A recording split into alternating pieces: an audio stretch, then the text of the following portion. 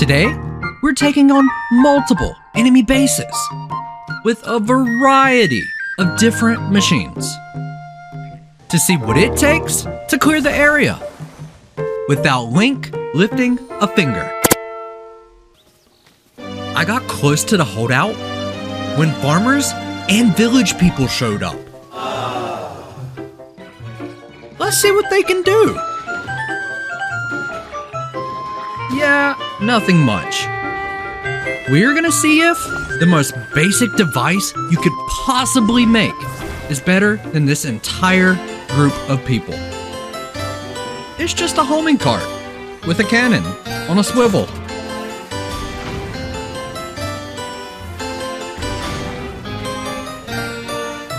And just like that, this simple device put in more work than an entire group of farmers.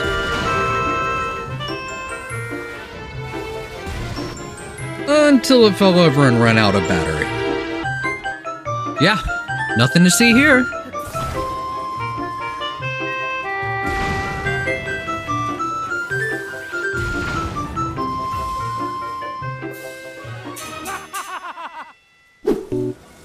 The next boss fort is gonna be much tougher.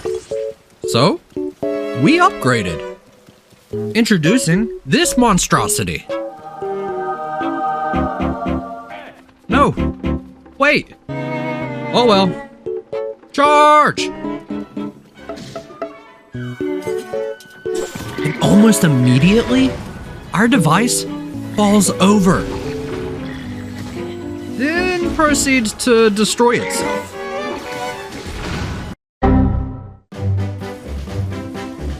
Time for a redesign. I think we got it this time. Round 2, fight!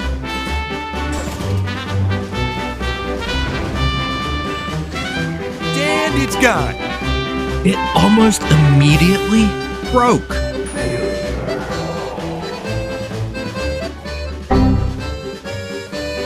Redesign.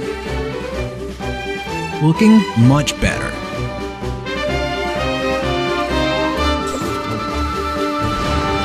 Just like that, we have a certified killing machine. Easily taking down silver enemies.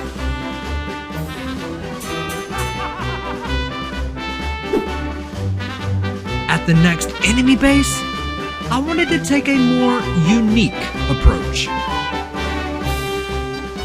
I'm gonna try making an attack drone. The first attempt launches, and it's not looking good. Time for a redesign.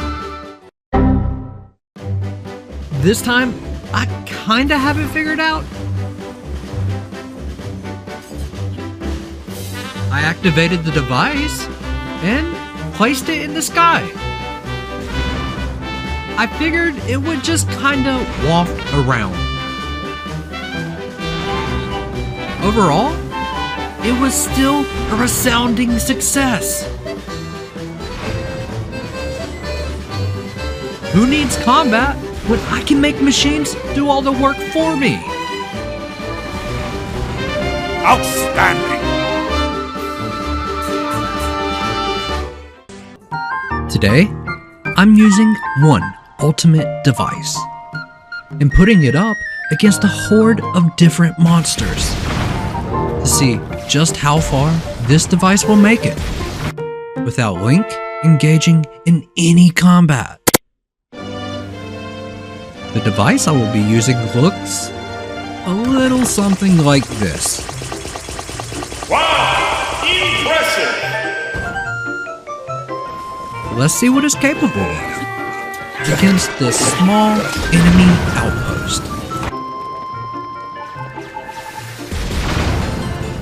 Yeah, it seems like it's gonna get the job done. So, let's go find something bigger.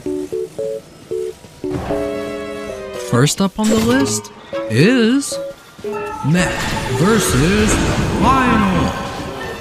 we're off to a great start. In fact, it looks like the mech has this one in the bag. Until it despawns?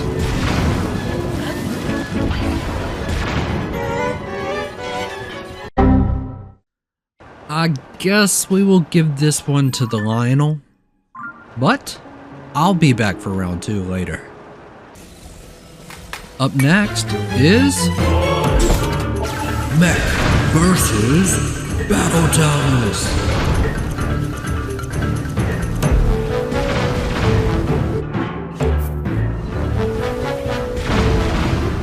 And after a long-fought battle filled with back and forth action, the Battle Towers took our device down.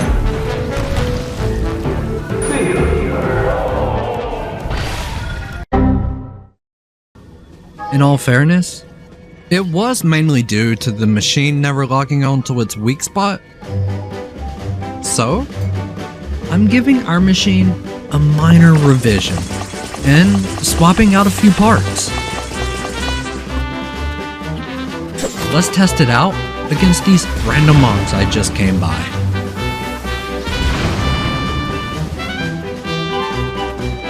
Yeah, looking good. So, let's find a monster that has some challenge. Mech versus Stallops. We start off great, and the device is putting in some work. A small amount of time later, and the revised mech took this monster down no problem. All it needed was a few adjustments. Time to see what happens when I take this machine up against one of the game's most challenging mobs. Time for Gleeok versus Mech. It starts off doing a little bit of damage, but then it despawned as soon as the Gleeok took flight.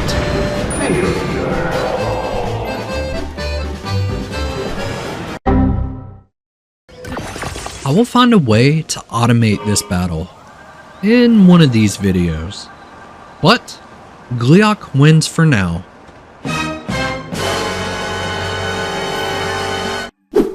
There is one boss mob I'm certain we can take down with our machine. It's a Lionel. So it's time for round 2 with the revised mech.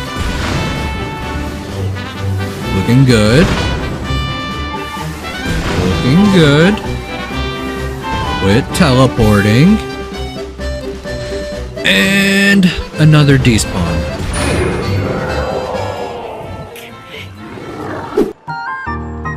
Today, I'm throwing a few different ideas at one of the toughest mobs in Tears of the Kingdom to see just what it takes to bring a Gleeok down, all without Link engaging in any combat. First up on my it could work list is some sort of flying attack drone. I messed around with the design for a good bit, and I'd say it has a fair chance.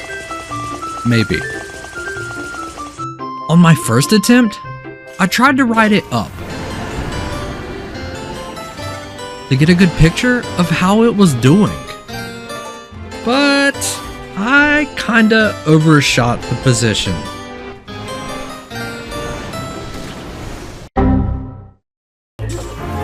Time for take 2.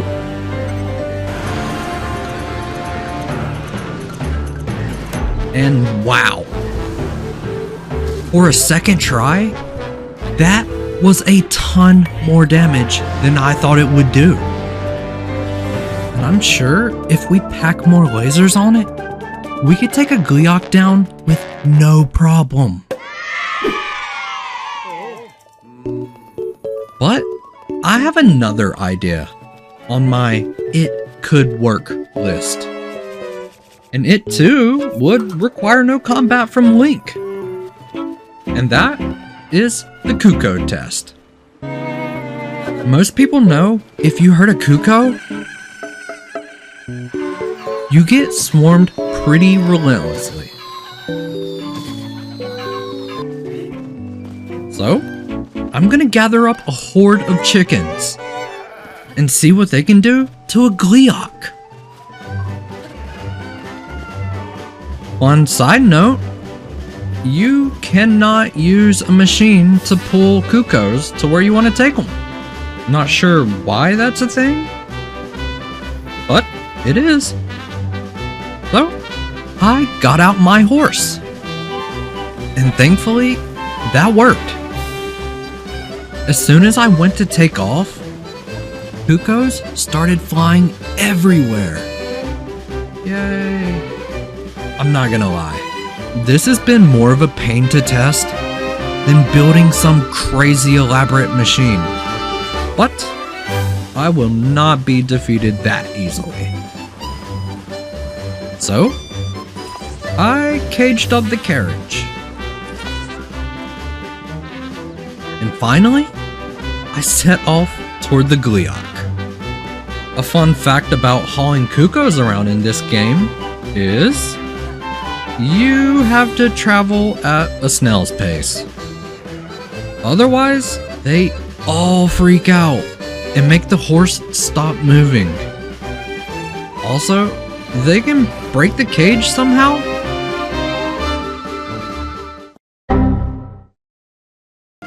But I was finally at the Gleeok and was mere moments away from putting my master plan to the test.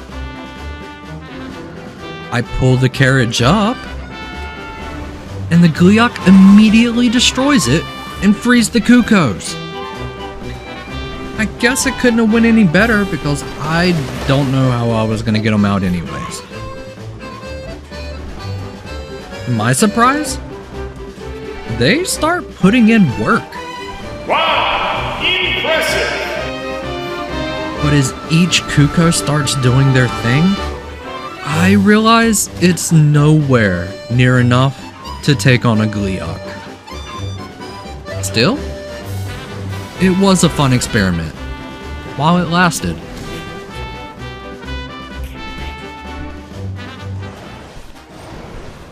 Time to build a proper attack satellite to finish this Gleeok off once and for all.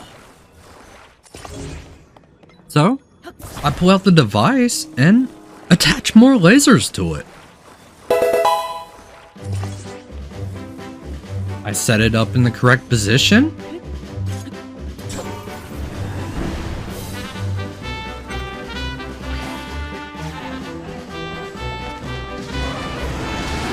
And wow, it looks like it's working. I actually can't believe it.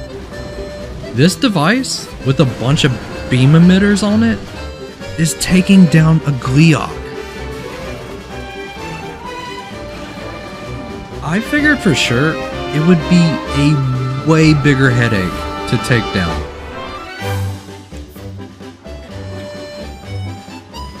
But the device didn't despawn.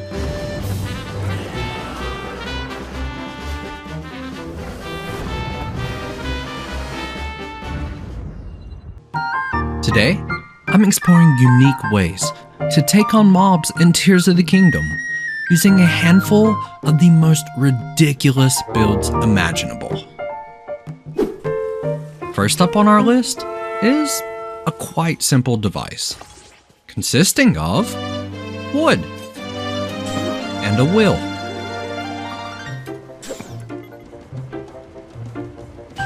Wow, this thing is actually kinda goated. Wait. Let's add some lasers. Nice. Oh, and fire. That's more like it. Screw it. At this point, let's just make it a carnival ride. Oof.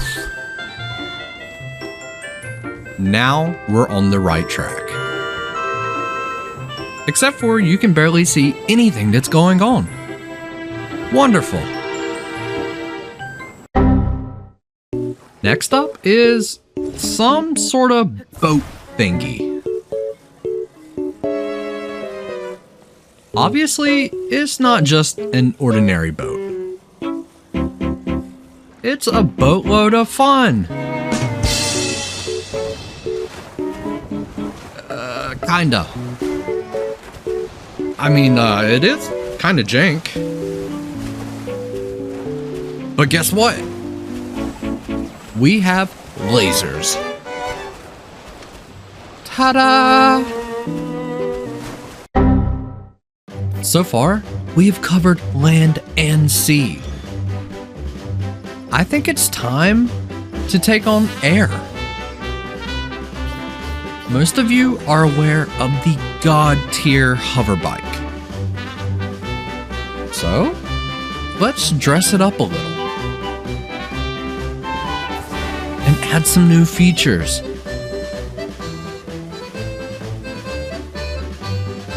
Introducing...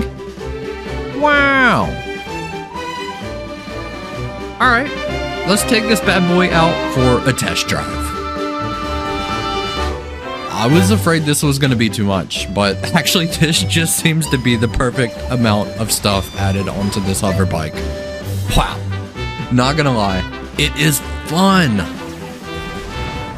Everybody loves raining down terror from above.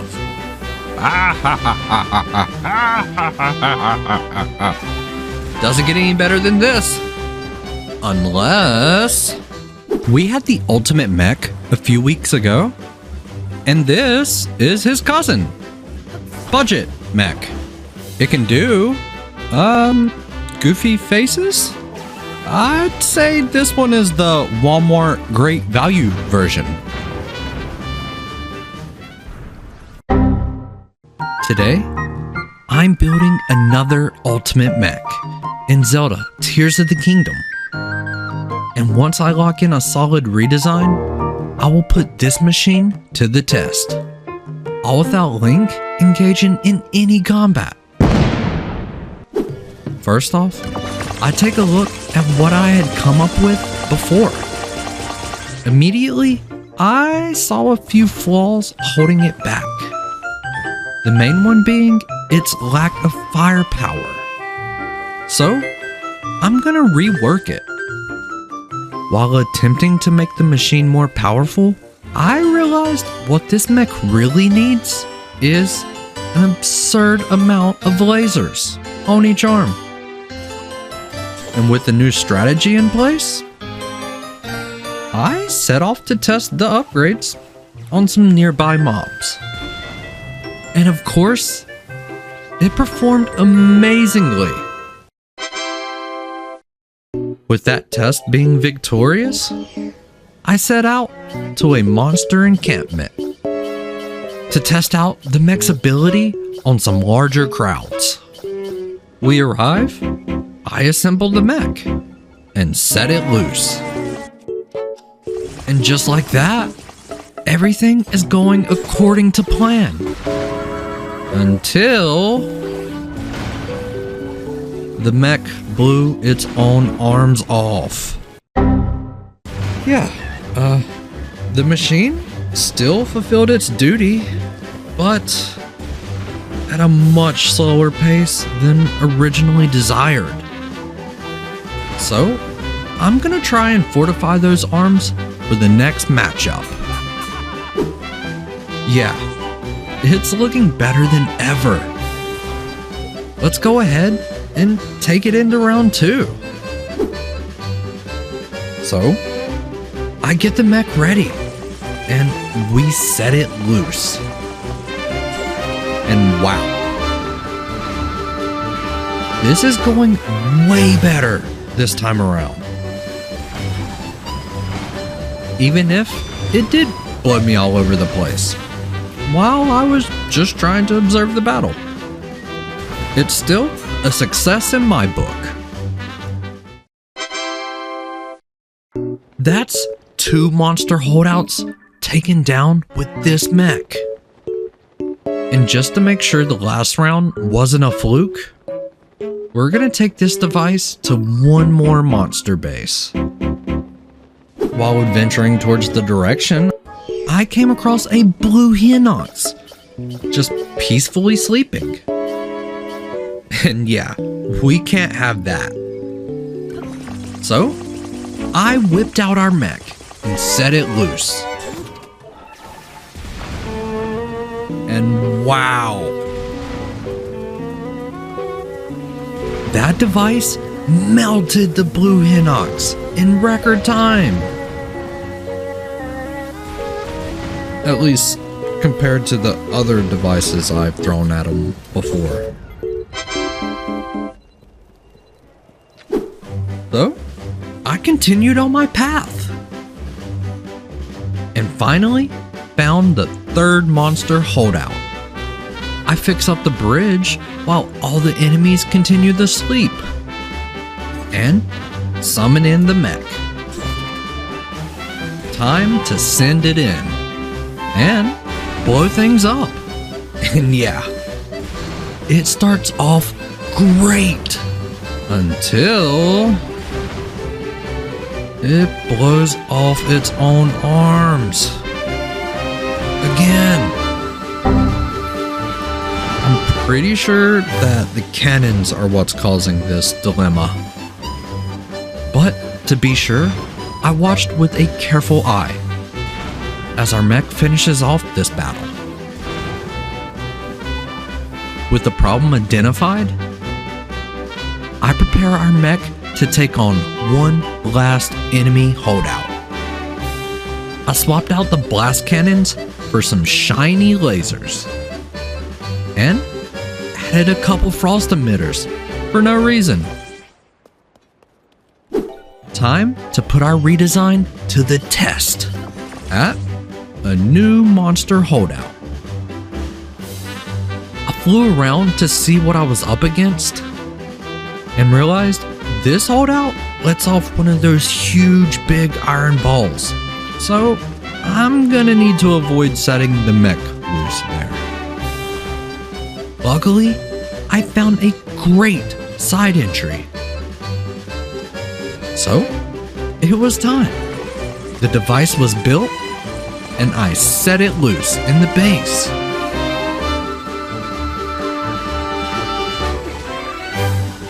In what seemed like a flash, it took down the entire encampment. This may truly be the most ultimate mech I have made so far.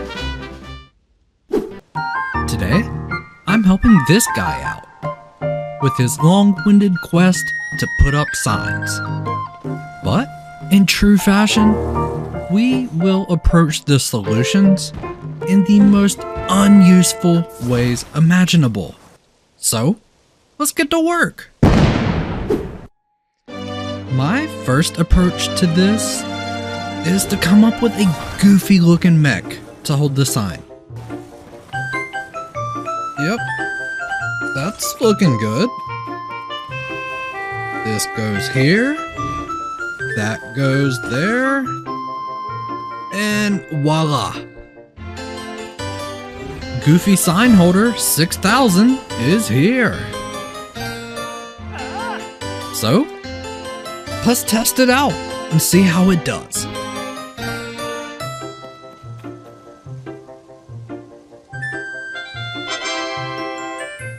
Round 1 is a success. Time to give it another approach. This time around, we're gonna be a little bit more artistic. Kinda. I'm gonna use every piece of wood provided to me by this little wood station. And yeah, this is turning out to be a true work of art. In fact, there's no way this won't work. I've spent so long making it look ridiculous, I honestly forgot the sign was still in there for a second. But it's time to wrap up this monstrosity and see if it holds.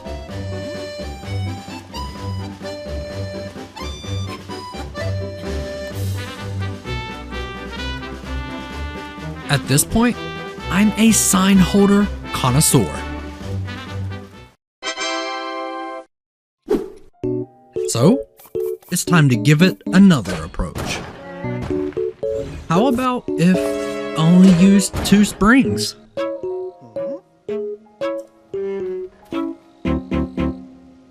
Yeah, that worked too.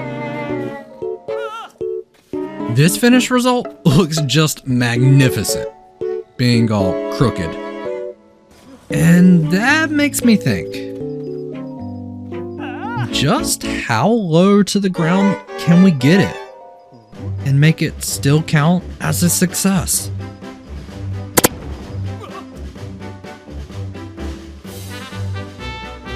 After testing different approaches, it seems like once it tilts past a certain point, he freaks out and makes you redo it, even if it's not completely touching the ground.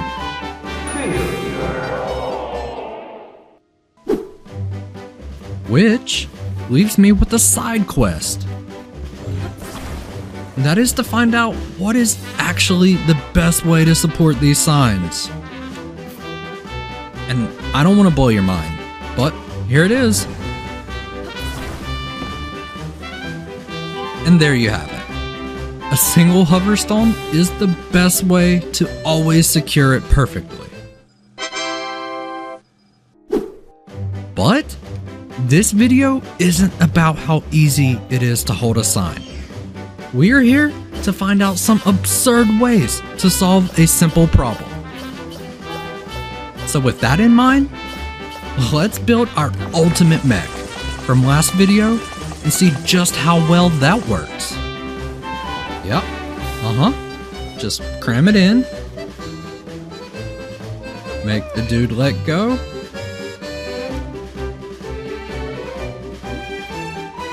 and wow, works like a charm.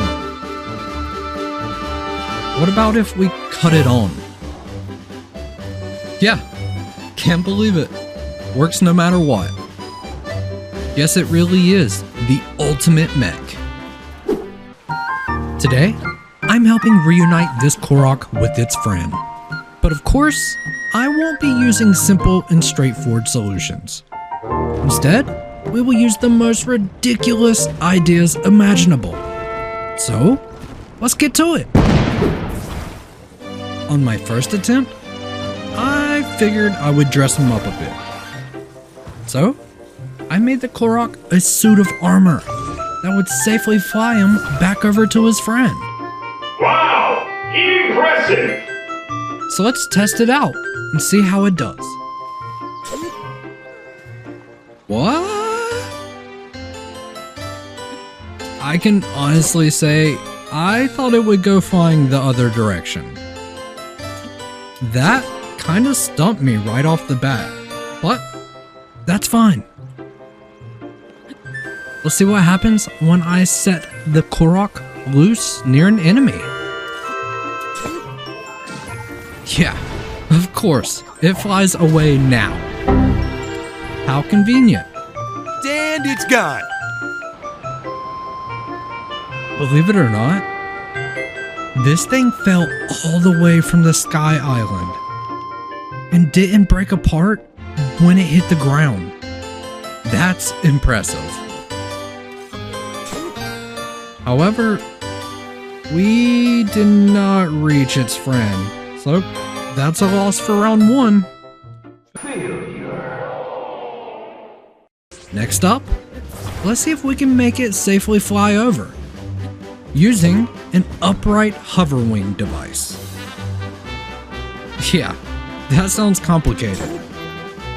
And it was kind of a headache to make work. But I did it!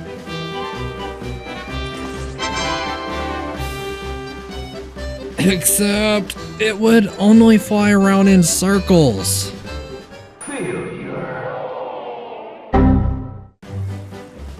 Maybe if we add some rockets, That would help. Nope. Because, of course, I put them on backwards. Maybe I could catapult it.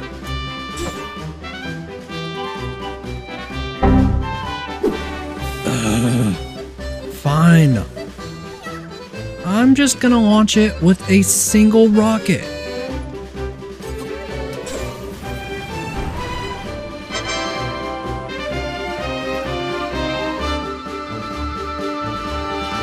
And I overshot it. I need some time to think. Aha! I got it!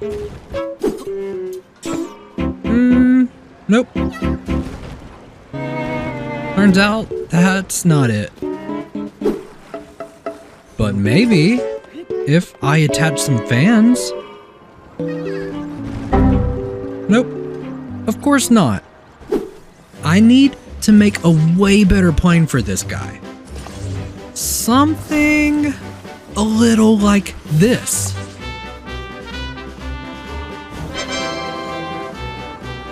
Wow. We are really cooking now.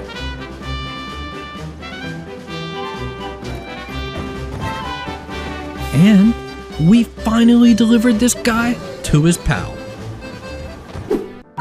Today, I'm gonna ring this bell right here. Of course, we won't do it using ordinary means. Instead, I'll be making absurd contraptions to accomplish this goal. So, let's get to it. First up is me getting a feel for just what's possible. So, I went with the old 2 rocks and a long stick approach. Outstanding! Aside from this marvelous design, it looks like a solid idea. So, I put it to the test.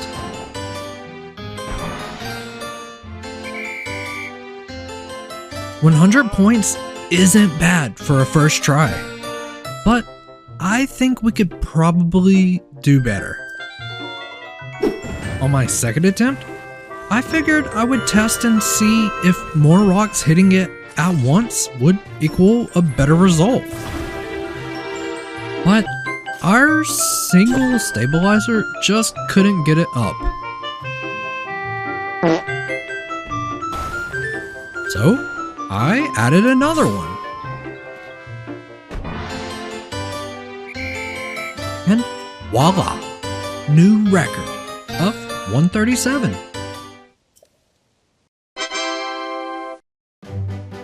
I'm pretty sure we could probably do better. So, let's give it another approach. I strapped 4 rockets on a metal rock and put a bunch of bomb flowers on it to top it off.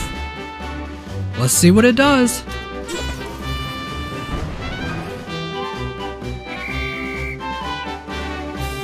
Nothing special. Only a 98, and my bomb flowers didn't even go off. That's fine. I won't be defeated that easily. So, I tried a different idea, involving a spring and a bunch of the metal parts. So, let's see if it's any good.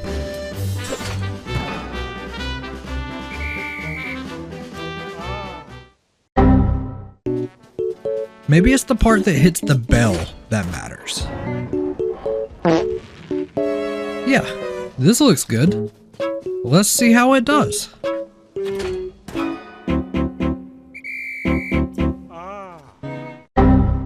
Fine. I'm gonna get this one way or another. Time for another idea.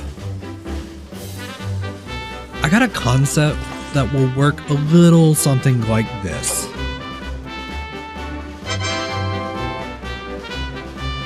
I tried attaching a boulder, but it was too heavy.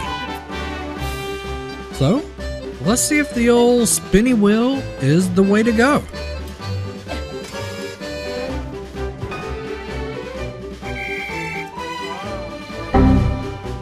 Well, that's just great. So, I'm going back to make some modifications on a device that have worked the best for us so far. Except this time, I'm adding rockets. So, let's see how it does.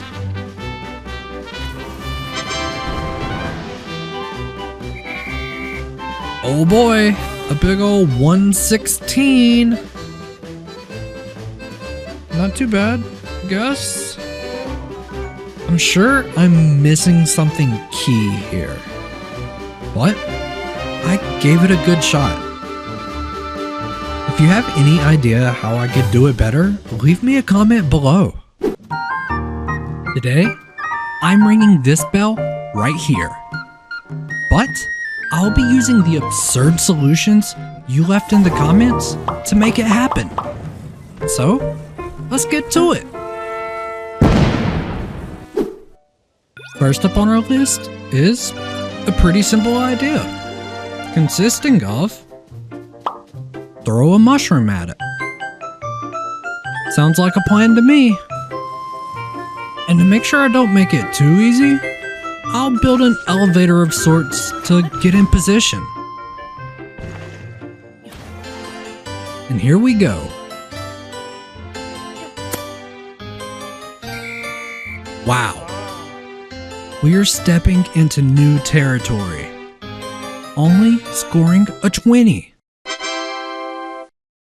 But hey, that's fine, because next up we have a crazy sounding idea, consisting of putting a bunch of wheels on top of each other. The gist is to stack multiple wheels to ensure insane momentum. So let's see how it turns out.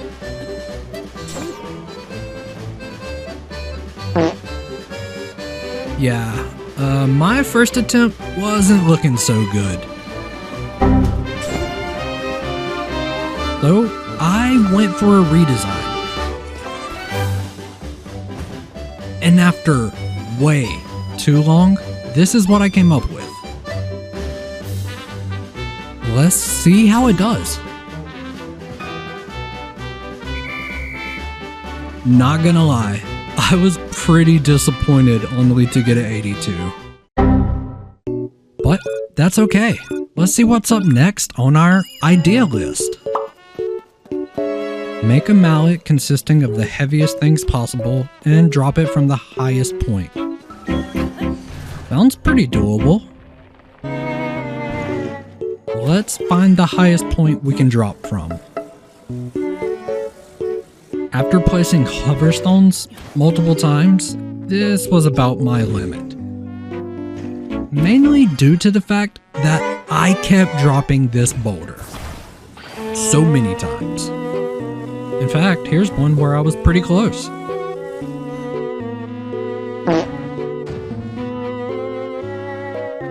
But finally, the moment had come. Let's see how it does.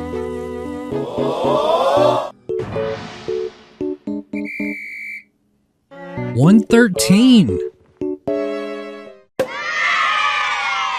That's the best score we've gotten so far. But we still have more ideas to go. So let's try out another one. 2 springs, 2 metal rods, and a barrel. That sounds pretty simple. Let's see what happens. Wow! Impressive! Holy sh! We hit 216. Outstanding! Our next idea is a bunch of them kinda put together. Basically, I tried to get a sky island to drop on the bell, but I couldn't get far enough away to grab a chunk. Also, you're not allowed to pick up the ones near the bell, so that was kind of a dud. Instead, I'm gonna make my own sky island and swing it at the bell. So, let's see what it does.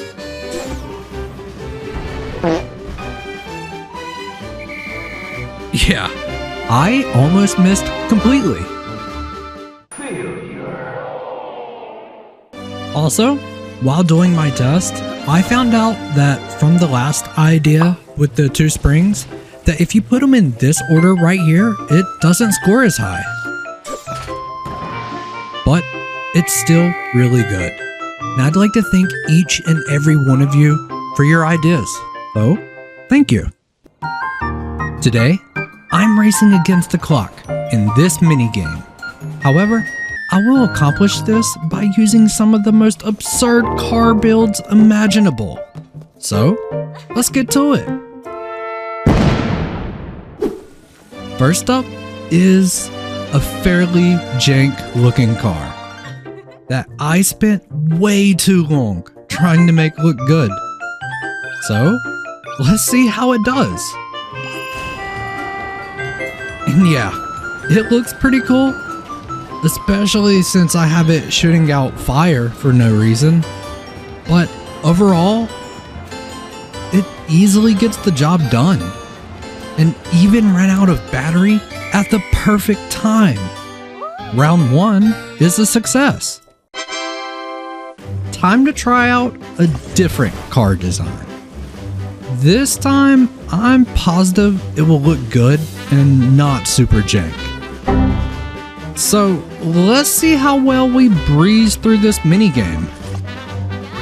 Oh, there's an expert mode? Well, sign me up. Oh, it's the same thing, but with more checkpoints. Also, this car looks pretty cool, but is way too slow. But we still beat the minigame with over a minute to spare. That's fine. Let's go ahead and come up with a ridiculous design. Since we now know we have a serious amount of time we can kill. So, let me introduce you to my funny looking Segway.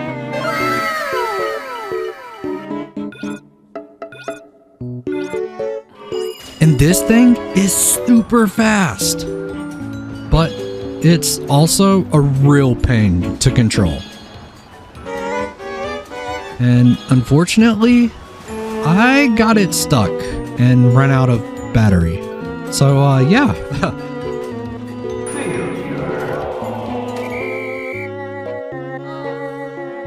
Yeah, remember when I said this was way too easy? Well, oh well. Let's make an even worse car now. This is coming along great. And voila. I present to you a makeshift pony. Let's go test this work of art out. This makeshift motorcycle with a pony head is super fast and not complete garbage to control. I even set a new record with it. But we can't have that. We need something next level bad to beat this minigame with. Yep, now we're talking. This looks almost terrible enough to be impressive if it can get the job done. So, I'm gonna try it out. Introducing the Spinny Drivey Mobile. With such great features like no directional control and being thrown off. Wow! Impressive! We all love Koroks, right? Well, today I'm helping this Korok reunite with its friend again. But, of course, it won't be accomplished by any ordinary means. So, let's get to it. First up is an idea I want to make work. I'm unsure of how long it will take to accomplish, but I'm committed to figuring it out. And that idea is to catapult our Korok friend across this gap to his pal. Successfully, that is. So, let's see how many times this went wrong.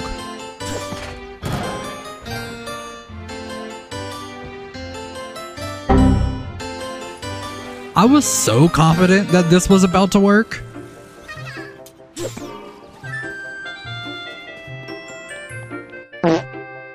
And this one just kind of looked cool.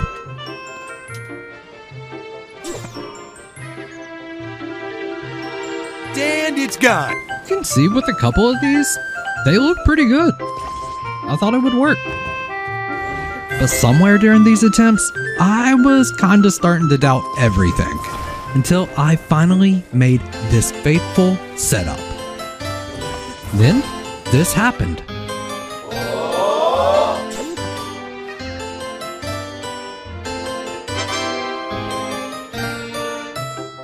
Round 1 is a success. Outstanding. Next up on our list of unique ways to deliver this Korok is its own personal flying device. The exception being that I can't control the device, and it has to deliver the Korok itself. So, let's see how long this took to come up with. And believe it or not, this one actually wasn't as bad.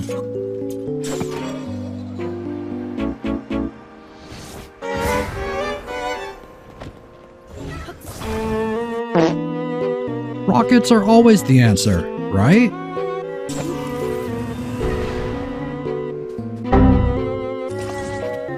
I had the great idea to put a Korok in a cooking pot and to launch it at a tree. And this is what happened.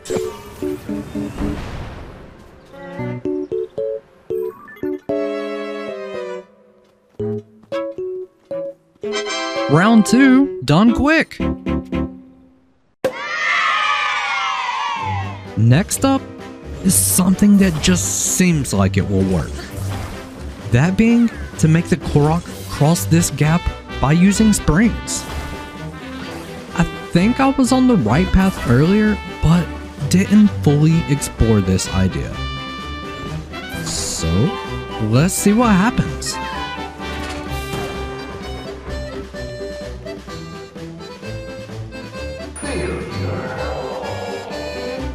Yeah, this proved to be one of my hardest challenges to make work.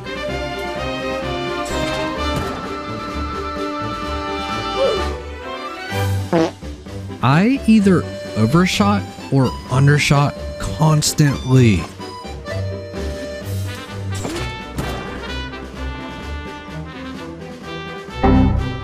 So yeah, at this point, we get it.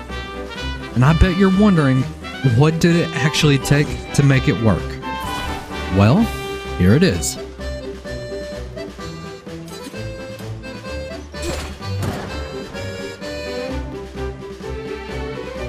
And to make sure this one wasn't a fluke, I launched myself over too. Yet, somehow, the Korok magically fell off anyways. Crazy. Today, I'm ringing this bell right here. But I'll be using some of the most complicated solutions you left in the comments to make it happen. So, let's get to it. First up is a wild sounding idea. Try placing a fan, then picking it up so it rotates 180 degrees, then fuse a plank on it with a metal barrel and use recall. At first, it sounds pretty complicated, but once you get a grasp of the different motions in play, it will all make sense.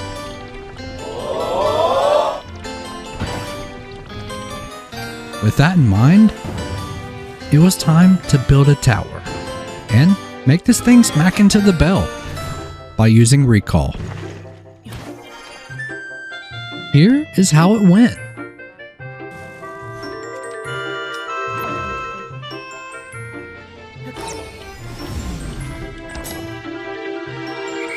Yeah, I'm unsure if I did it wrong, or if I had way too high of expectations for this idea to work, but we only scored a 50. Next up is to fully test an idea from our last video and see just how high we can make it score. Right off the bat, it scored way lower than last time, only getting a 154, but that left me pretty dissatisfied. So, on the next attempt, I removed a single pole to test if it needed to travel more distance before it smashed into the bell. To my surprise, it scored even worse. So, I went back to the old original idea to see if it's just a score range or if the game is just kinda random. As you saw, the original idea gave us our personal best score of 216. But one difference is I did put the barrel facing upright instead of having it on its side. So I'm putting in one last try with 3 springs and an upright barrel, just to settle the debate once and for all.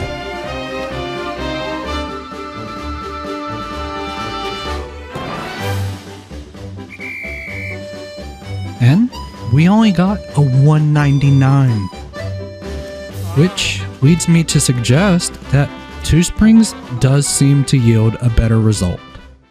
Bringing me to this video's sponsor, me. Yeah, no paid actual adverts here, but it would surely help me out a ton if you would subscribe. It's completely free and moves me ever closer to achieving my goals of working on this YouTube channel full time. With the fake adverts out of the way, we can focus on what we are truly here for. The next idea required me to do a bit of research. So, instead, I tried to figure it out myself. I decided to pay our old friend the mushroom a visit. I threw it past the bell and attached a rod with a metal barrel on it. Then, I recalled it.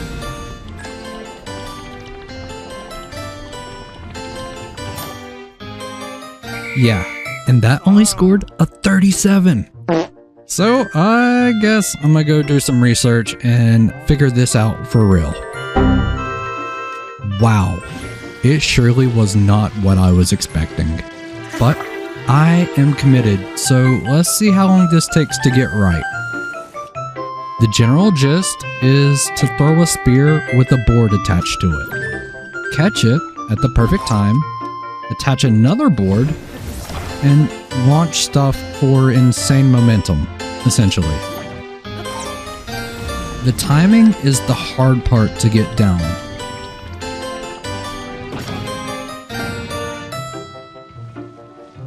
Yeah, I missed the bell completely. But not only that, over the course of the next 3 hours, I proceeded to get failure after failure. I'm not entirely sure if this is what that comment intended for me to do, but I'm having a hard time making it work.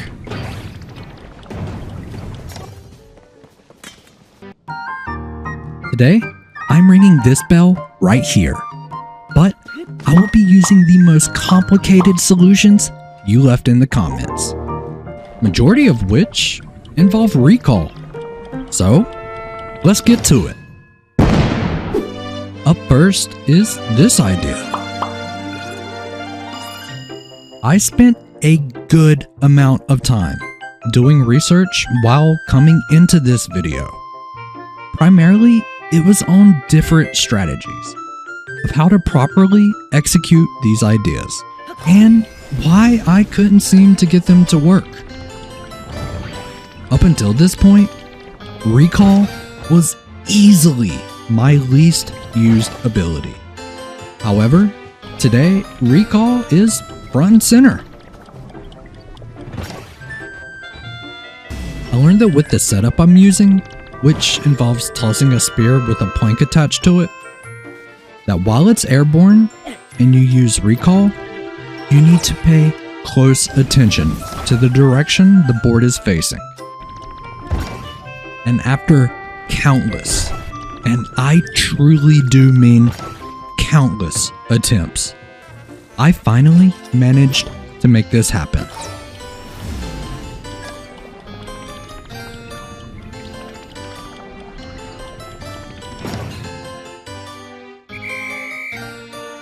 And it only scored a 59. I don't think I've ever been more disappointed with the result, especially considering the amount of effort I put into pulling this idea off.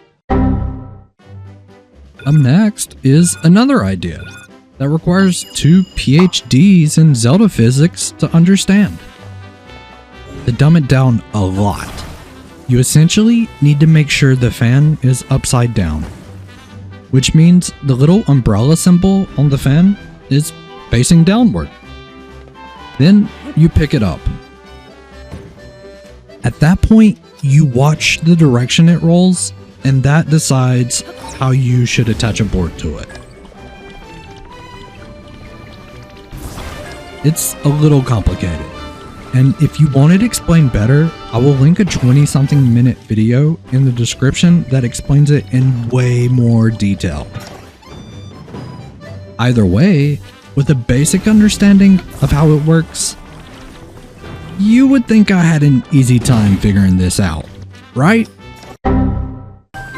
This took a long amount of time. I even switched back and forth between a battery and fan, because the same rules apply for each item. There were countless failures and resets.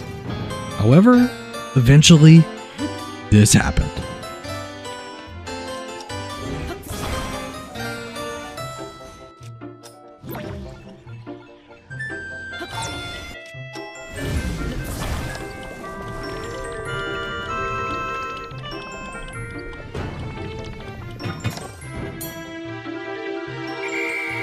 After all that work, we only scored a 20. I certainly wouldn't suggest it as a means of launching things at the bell. And just to get that bad taste out of our mouth, here's a pretty simple idea that was left for me to try.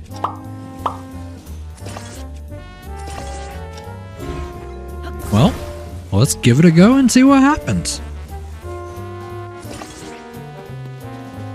If you have any ideas you want me to make happen, leave them in the comments section below. And you might just see it in an upcoming video. Today, I'm participating in this boat minigame. However, we will use some rather unique boat builds to accomplish our task. So, let's dive right in. First off, the minigame is located in Warland Village, at the bottom right side of the map. In order to access this minigame, you do need to have Warland Village restored, as well as participated in the vehicle minigame beside Terrytown. With that covered, let's see how things go on my first attempt.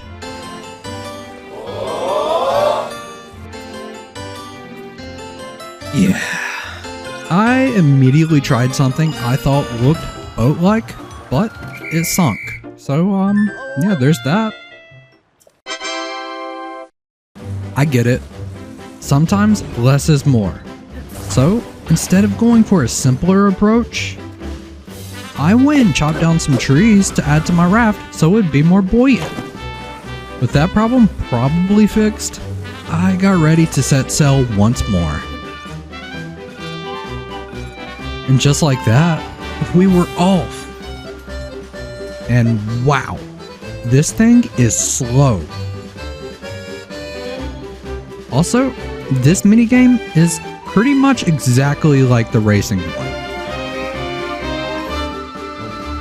And the rewards you get consist of batteries and different seafood. we have to take this minigame on with at least one cursed build in here, right? Let's see how well I can make this beauty work.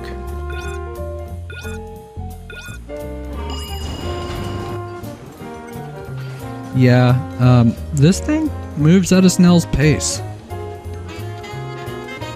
And to top it off, it ran out of battery and time.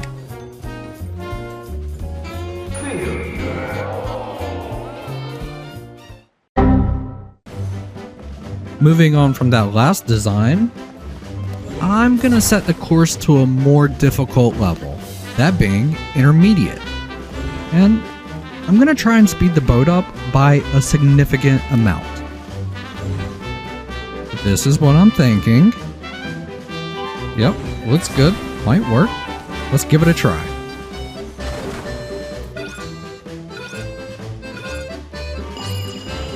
Well, the boat seemed faster, maybe. But overall, it was a complete mess to handle. On a scale of 1 through 10, I'd give it a 5. Not terrible, but also not completely usable.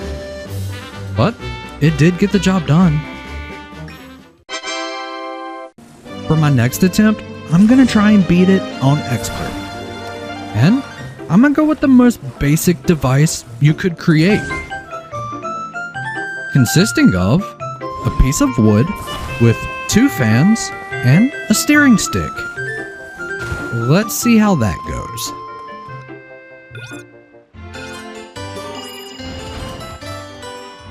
And wow! This simple device outperformed everything else I made. It was fast, yet easy to turn, and didn't feel unstable. I guess simplicity is the way to go while taking on this minigame. Have you ever run around in game and came across a Hinox blocking your path? Well, today we're exploring some creative solutions on how to take this enemy down and have some fun while doing it. The Hinox that was lucky enough to be chosen for these tests is located right here on the map. With all that settled, let's see what we can come up with. Not gonna lie, coming into this, I had an idea of what I wanted this device to be, yet halfway through making it, it turned into an abomination. But I'm actually kinda for it, so let's see what it does. It starts off pretty strong and is putting in some work. Yeah, that is until our Hinox friend decides to butt slam it, thus destroying the tree holding the spinny torture device. So, I do some mid-battle surgery and try to fix it up. But the Hinox butt slams it again.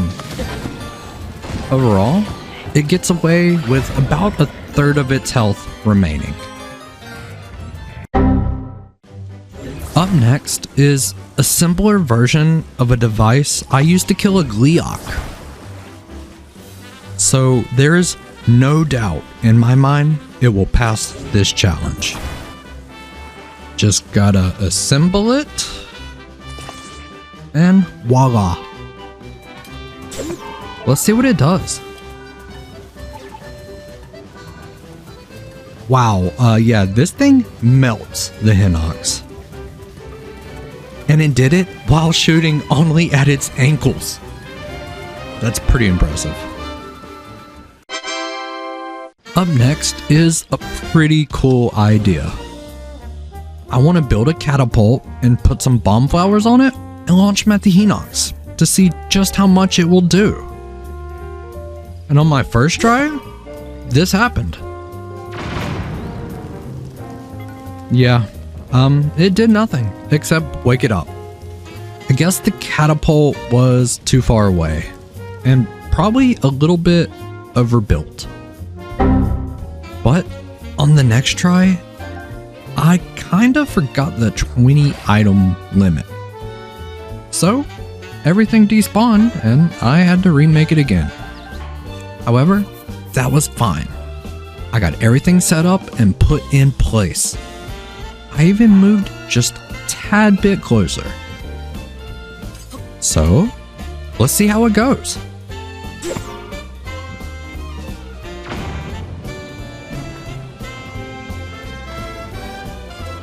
Overall, the bombs took only about a third of its health, but that's okay. The experiment worked. I wanted to make an even smaller laser shooter to take the Hinox down, but it just kept sitting on my creations and squishing them. So yeah, that was a quick fail. To round it off with a nice bow, I thought I'd make a flyby murder device that would melt the Hinox in record time. However, I didn't account for a few things when I had this idea. The main one being that my pilot skills are not great. In fact, I wrecked this thing into a tree at least 5 separate times. I was almost ashamed at how bad it was going. But in the end, it all worked out. I'm grateful for all the awesome comments you all leave on my videos when I take on a challenge. So, today, I'm putting your ideas to the test. Let's see what happens. First up is from the video where I took down a Hinox using a bunch of goofy builds. There was a repeating idea that was in the comments, so I figured I'd give it a shot. The idea, essentially, is to give the sled that launches the bombs a more generous shaft. So I did just that. I wanted to approach this making it a little bit overkill at first, but it broke. And it kept breaking. Until eventually, I was left with one tree and one stabilizer. But that's alright. Let's see how it works. Okay, wow, yeah, this thing worked way better than my original design. It got the Hinox below half health. That was a great idea. Next up is from when I decided to try out this game's boat minigame. An idea was floated towards me that I should try using an actual boat. Yeah, looking back, that does seem rather logical. So I set off to go find a boat, cause they are apparently on the coast nearby. And as you see, I flew all the way to here along the coast while looking for a boat, until I realized I must have went the wrong way. After flying an absurd amount in the other direction, I became impatient due to the lack of boats along the coast that were not destroyed. So, instead, we are trying this idea. Try a flying machine that trails a pole in the water. I like this idea. Why have a boat when you can fly? That's good thinking. And to my surprise, my first idea wasn't allowed. But that's okay. I gave it a small redesign. Yeah, this too was rejected. Only feeling a bit distraught, I went with a third redesign. Okay, I'm starting to get the idea that the boat people don't like flying devices. But I was determined to get this.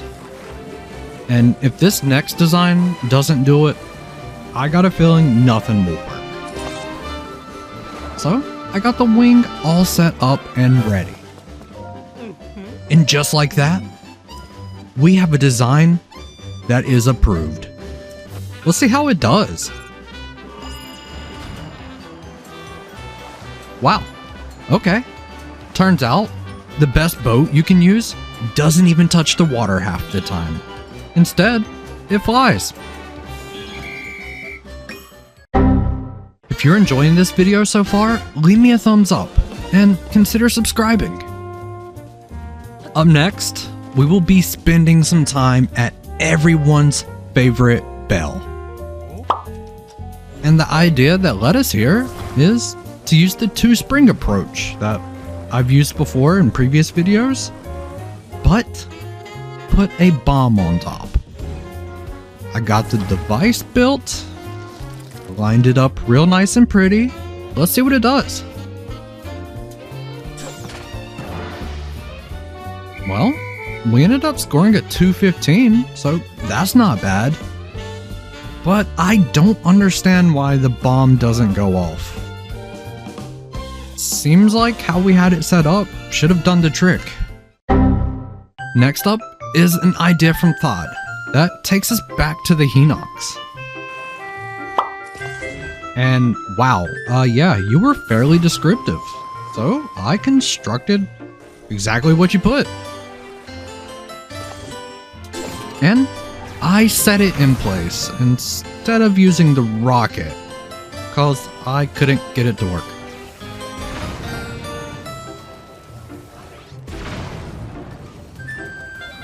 It destroyed the Hinox before it could even fully drain my battery.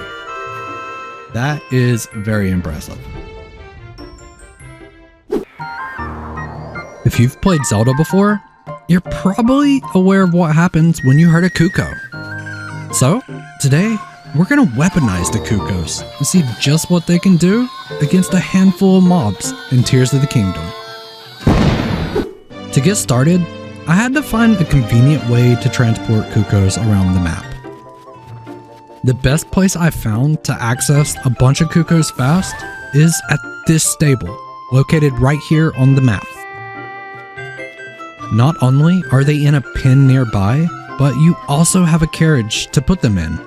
And yeah, getting to the point of traveling with Cuccos in itself is a challenge.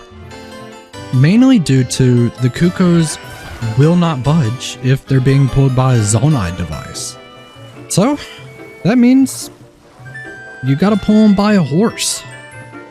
However, even here, they're equally as stubborn because they just love breaking out of the carriage. With all that settled, let's go find something to throw the Cuccos at.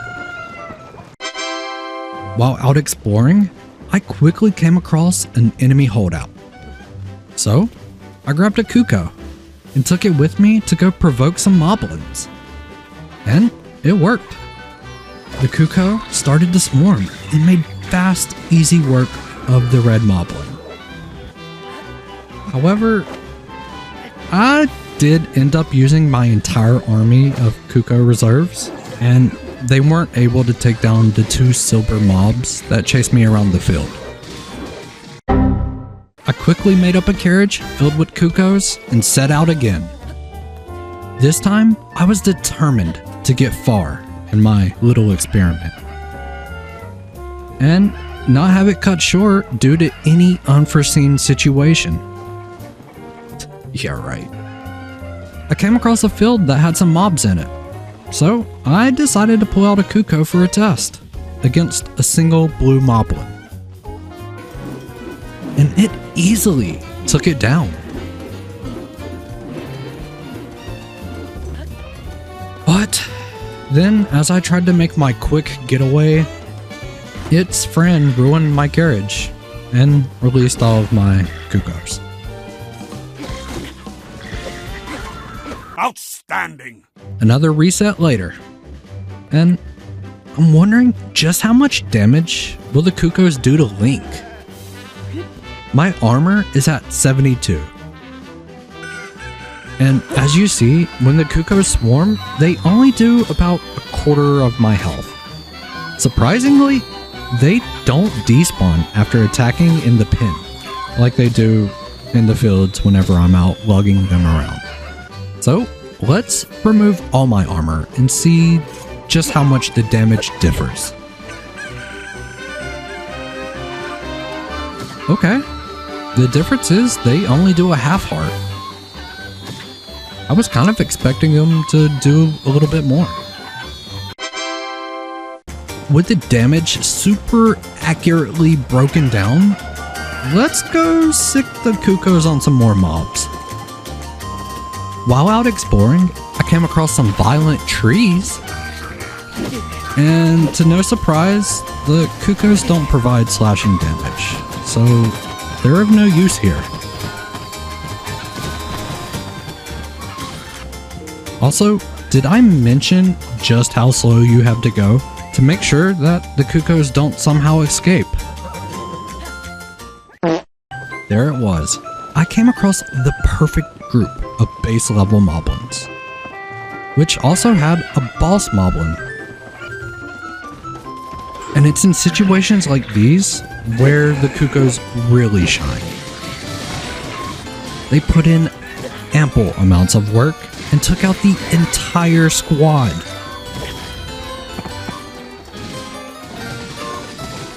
Yet again, it did end up costing me all of my Cuckoos. Except for this one. So, with only one last Cuccoo in my possession, I set off by foot to go find a mob to try and take down with this Cuccoo. And together, we traveled far and wide, where at last I came across this enemy holdout. And the Cuccoo did all it could and took out plenty of red moblins.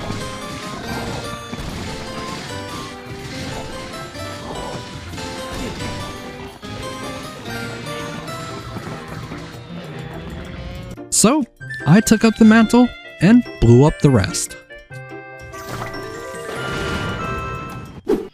Today, I've built a cage out of Zonai devices that I will use to trap and defeat enemies. However, as always, things probably won't go as planned. So, let's get to it.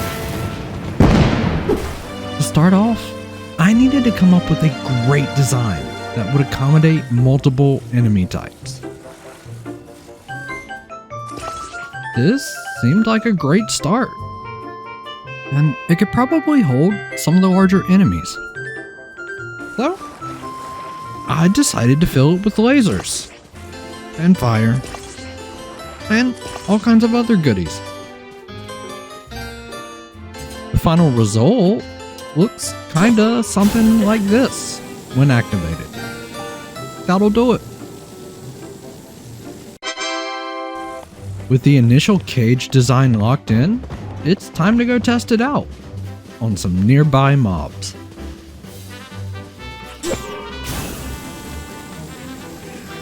And wow, I was not disappointed. This makeshift cage easily destroys mobs with minimal effort put forth. Aside from carrying it around every now and then to get the random outline. Outstanding! With a plan in place, I decided to visit my favorite Hinox that I throw random things at to see just how it likes my new cage. So, I walked up to it and placed it at his feet. However, I don't think I placed it on well because he was able to maneuver out of it. And of course, butt slam it, which destroyed most of it. So I'm gonna give it one more attempt to take down the Hinox. Here is how it went. Yeah, okay, as you see, I either overestimated my creation's power, or I completely fumbled the execution. Let me know in the comments which one you think it was. And it's gone. I decided taking a Hinox down is out of the picture. But how about taking down an enemy base? I think this thing just needs the right environment to shine in. Not gonna lie, my first attempt was a mess, so I'm gonna pretend like that didn't happen.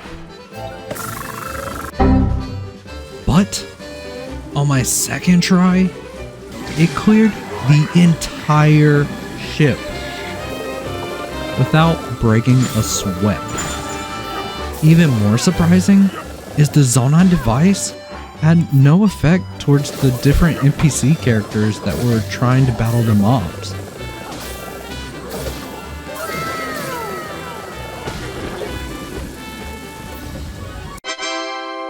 Now, one mob I frequently have a hard time taking down is Lionel. Mainly due to its ability to despawn Zonai items with its roar.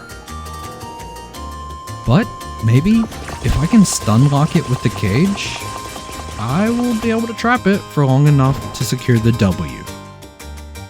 So, let's go try it out.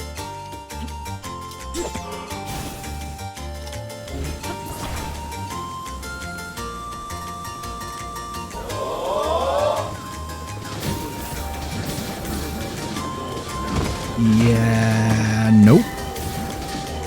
Didn't even phase it. If you enjoyed this video, leave a thumbs up. Wait a second. We can't leave it like that. I gotta go find something to take down successfully and go out with a win. So, I flew to a nearby mob holdout. I got my device ready. And of course, while trying to assemble it, I was struck by lightning. So, I headed directly into the action. And I was able to take down every last mob in the enemy base. Some of them needed a little bit more finesse, but I made it happen. On this channel, I've done many challenges that have led to some wild adventures. So, today, I'm trying to break Zelda Tears of the Kingdom by causing the game to overload and crash. Let's get to it. Now, some of us may know just how taxing it is to render multiple characters and actions on a screen at once. With that in mind, my first idea was to go find a busy place and see just how terrible I can make the game run. In order to achieve the result I was looking for, my plan was to spawn in a ton of objects, plus add motion. So, I chopped down a tree to use as a base to attach things to, and got to work. The device I was cooking up looked a little something like this. I'm sure you've probably noticed that while you've been building, sometimes it feels like the game slows down a little bit. And that's exactly what's happening here.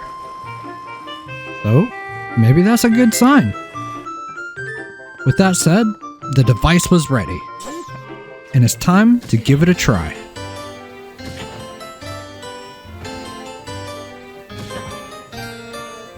Nothing but some occasional stutter while running around.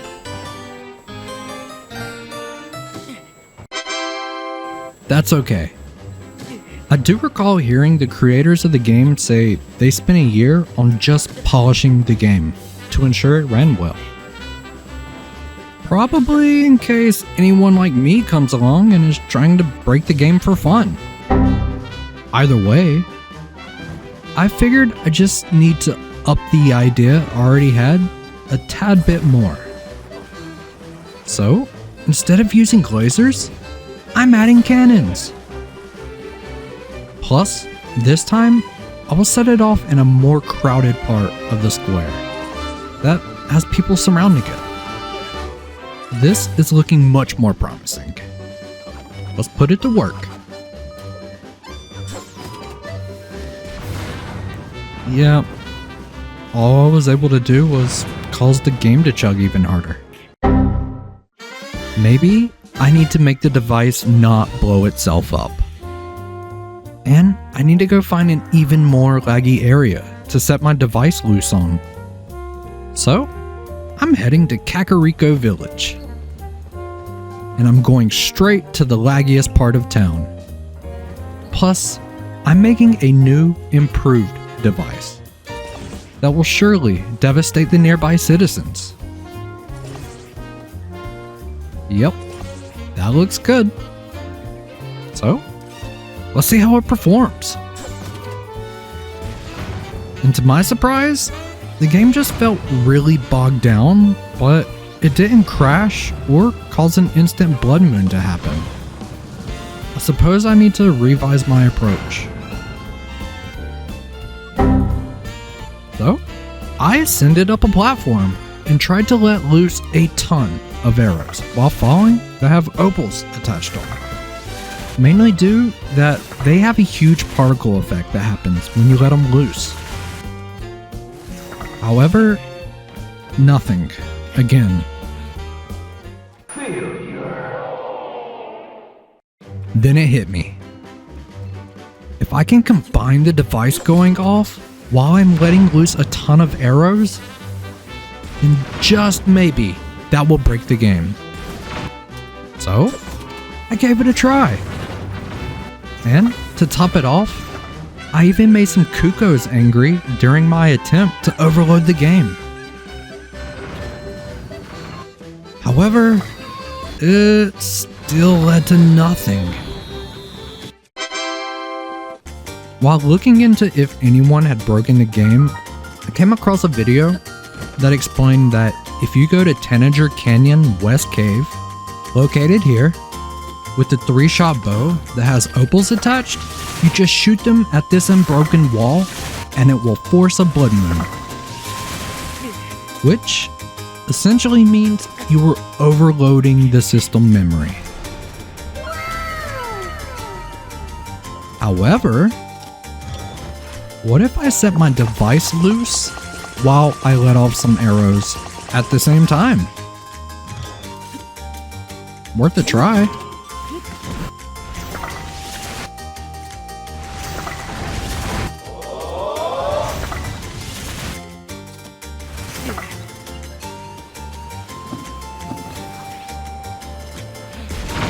Yeah, well, it immediately blood moon. But we're getting closer. Outstanding! Up next, I chose to go try out Hateno Village. Maybe, just maybe, I can overload the on-screen geometry in front of the clothes shop located here. To do this, my approach will be similar, but I am modifying the device to have both cannons and lasers, while I simultaneously let some arrows loose with opals attached. So, let's see how it goes.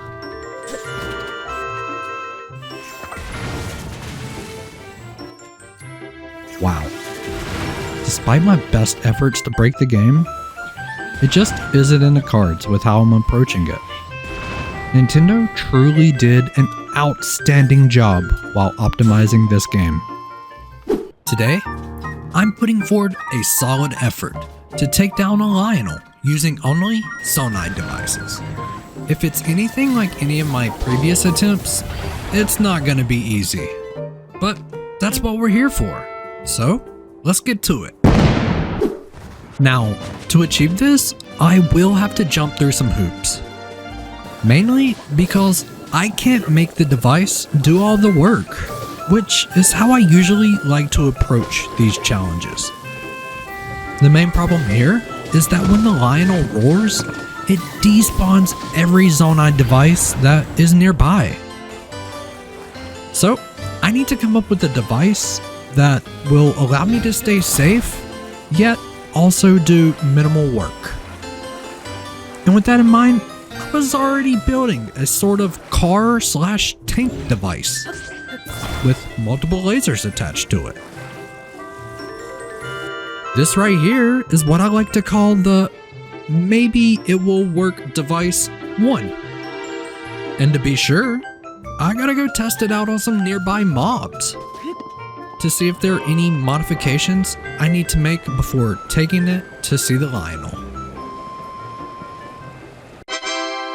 Against your everyday run-of-the-mill mobs, this machine shines. In fact, it did great against almost everything. It even almost took out a battle Talus. However, the device had a problem about locking onto the creature's body as opposed to its weak spot. Overall, I would say this device is ready for the big time. Outstanding! I gathered my things and set off to find a Lionel. The Lionel that will be the subject of today's test is located here on the map. The device was assembled and everything was in line. All that was left was to go try and take the Lionel down.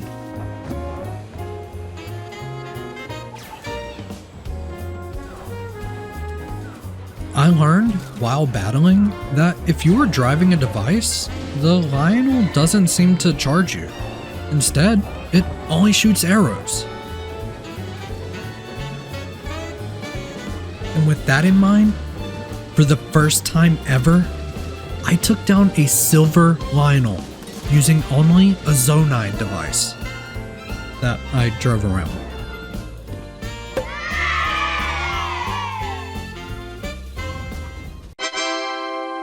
Well, yeah, that was a lot of build up for a task I completed on my first attempt. Honestly, I was surprised that worked as well as it did.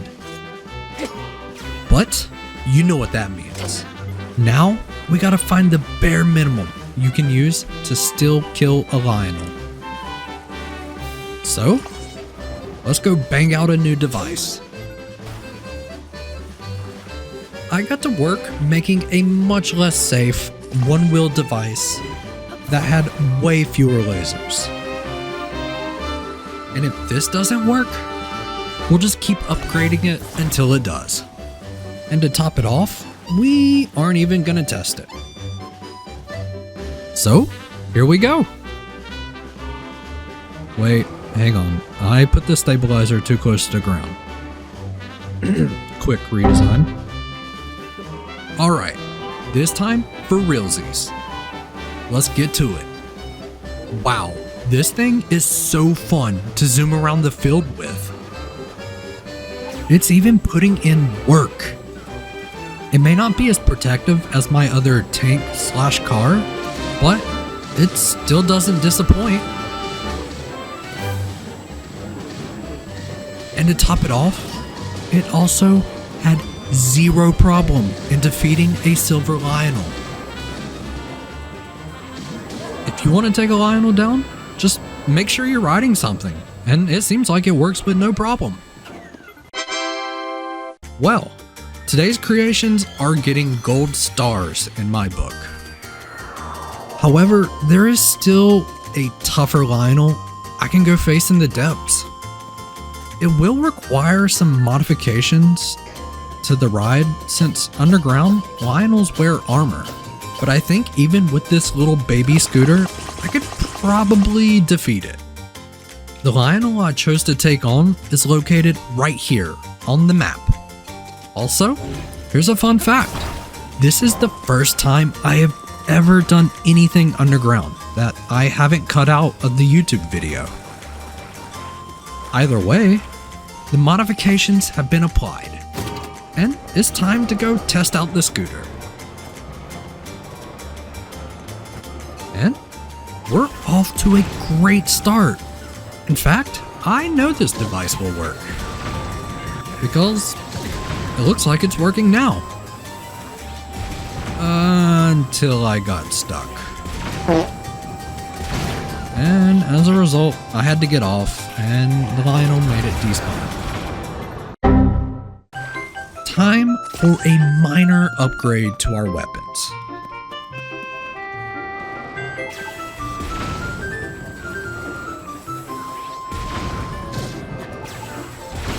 Yep. I immediately got knocked off again. Yeah, just a couple seconds ago, whenever I said this was easy. Yeah, about that. Time to bring out the tank device. And the only adjustment that's gonna go on here is I'll put on a cannon blaster for the armor. So, let's see how it does.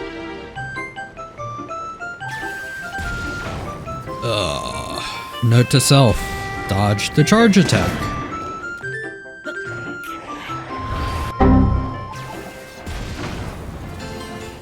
Well, it wasn't meant to be. I guess this is a challenge for another day. Leave your ideas on how to take it on below. Today, I'm going to construct and test out the ultimate mech suit. We will see just what it's capable of, given the limitations of a 21 item build limit. So, let's get to it. Now, the game does give you your very own mech suit in the form of the Sage Minoru, and this suit is pretty fun to play with on its own. However, as much as I appreciate Minoru, I'm looking to build my own suit. So, first up is to come up with a good design. And there's a lot to consider here, because it has to look cool, but I also want this suit to pack a punch. My first suit took a while to construct, and it turned out looking okay. But as I went to make sure I fit all the pieces together right, I realized it didn't work at all. Yep, checks out. So, I took a quick nap. That way I wasn't working in the dark. And ultimately, I decided to modify the body of the mech I've used in past videos. And this alone made the suit look way better.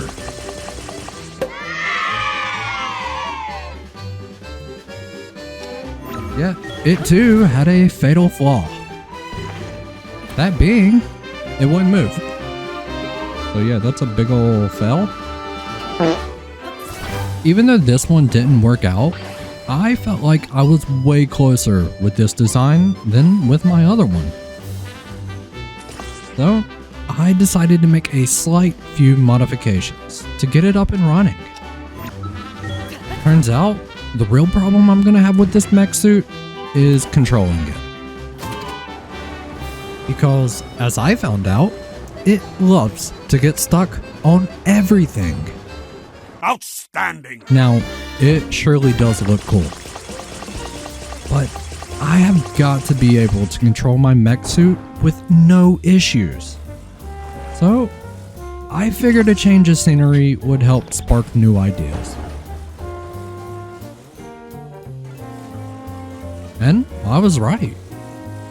Because in record time, I was ready to finally get a suit up and running. But for real this time. Hopefully. And as I got it working, I drove it off a cliff. By the way, I fell for so long, this is literally sped up by 500%. And somehow, the device didn't even break. Then, I finally found enemies. But, instead of taking them on, I drove the suit into a river and floated away.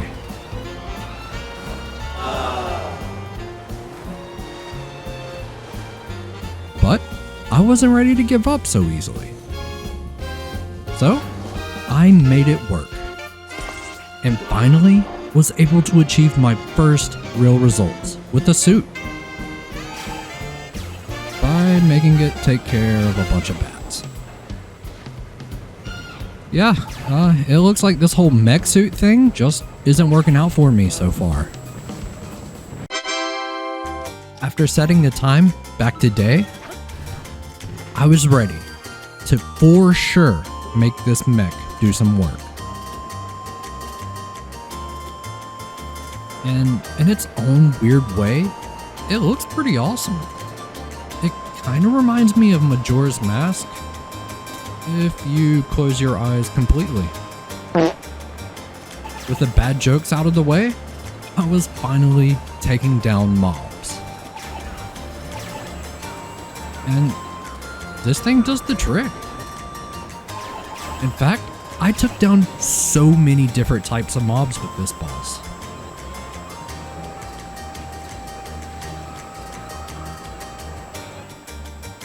That is, until I was finally bested by a Battle Talus.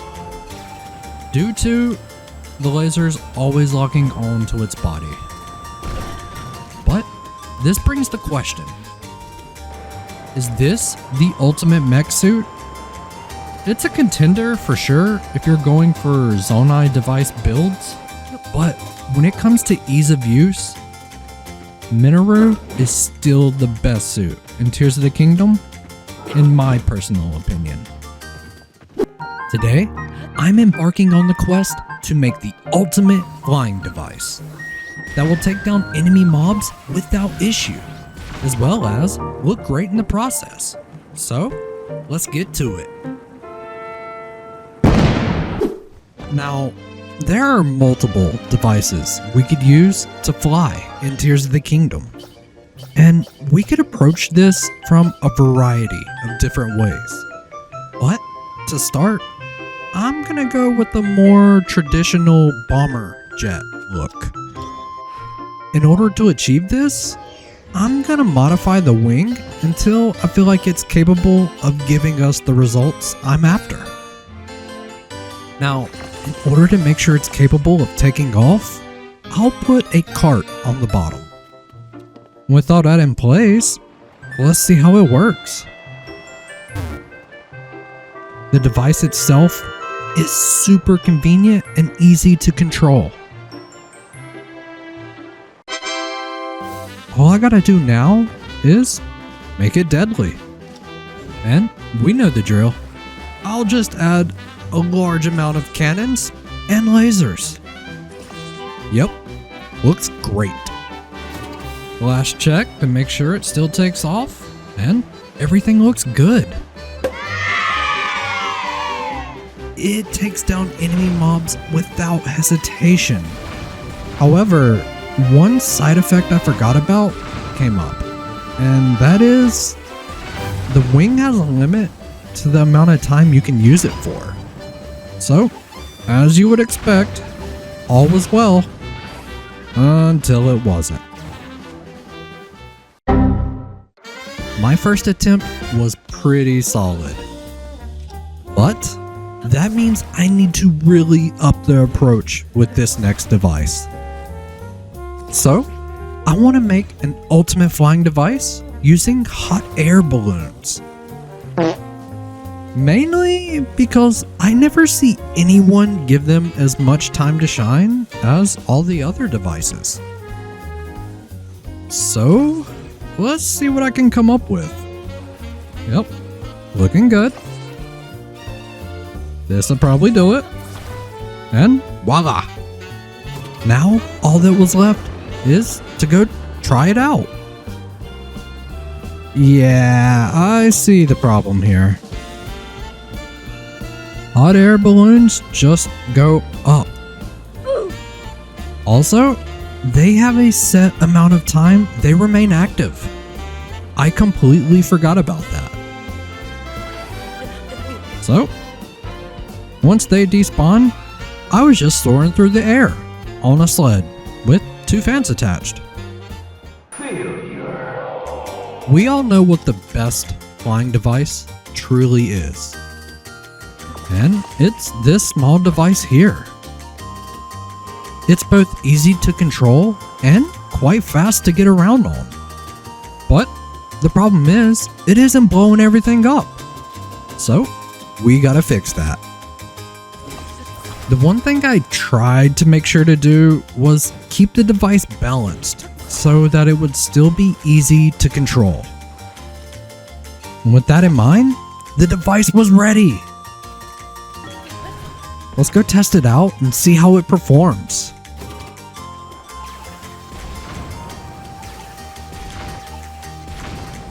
Yeah, it did great at taking out mobs. But to be expected, it was a bit more of a challenge to control.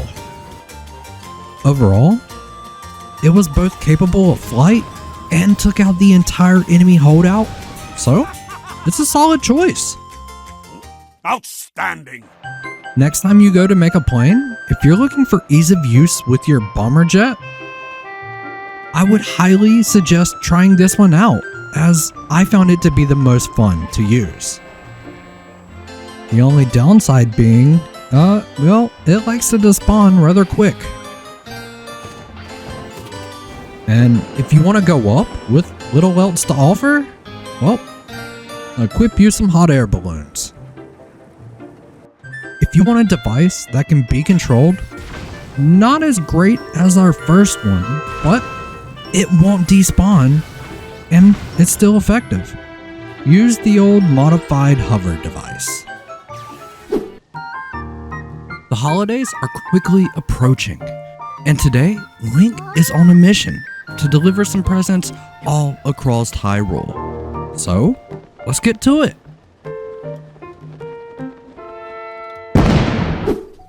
First off, we need a proper costume change into something that's a little bit more festive. While I was narrowing down my selection, I wanted to use a couple different outfit pieces.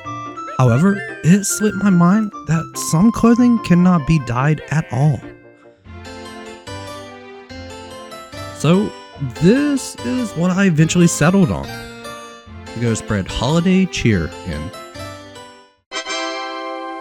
And with our proper costume acquired, now we'll get to work on our sleigh. I mean carriage.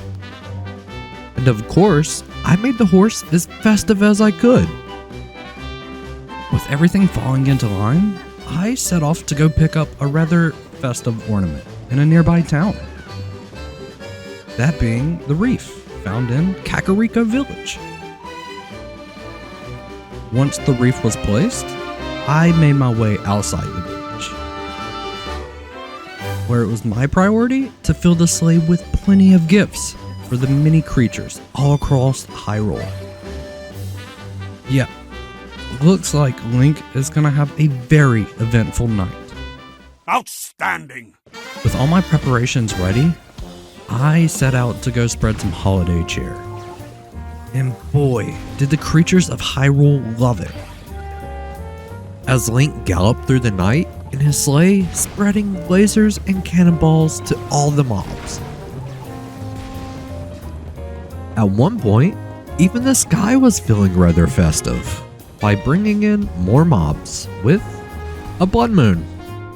Yeah, not sure what makes it festive, but it's red. On a more serious note, traveling with a horse and carriage all across Hyrule is not ideal. The horse loves to randomly freak out and break everything.